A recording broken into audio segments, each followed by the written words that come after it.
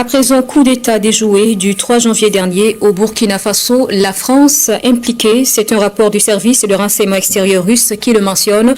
L'information confirmée par nos confrères de Russia Today relève que la France tente de reprendre pied en Afrique à travers des coups d'État contre des dirigeants considérés indésirables. Cette actualité fait débat et nous en parlons avec Bienvenue Tamsa. Communauté de la Confédération AES, maintenez l'alerte maximale car des prédateurs font feu de tout bois pour stopper votre marche vers la souveraineté. C'est le service de presse du service de renseignement extérieur de la Fédération de Russie qui tire sur la sonnette d'alarme. Le SVR qui rapporte que le gouvernement d'Emmanuel Macron fait des pieds et des mains pour se venger sur l'Afrique, cela pour avoir subi des revers sur le continent.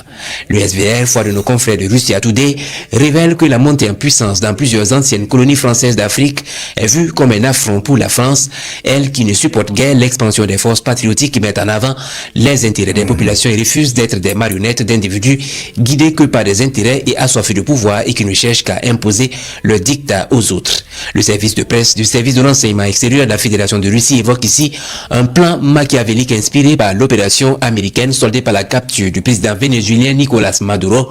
Emmanuel Macron confie le SVR à autoriser ses services de renseignement à lancer un plan d'élimination des dirigeants, je cite, indésirables en Afrique, chose qui a été maintes fois évoquée par les leaders de la Confédération des États du Sahel.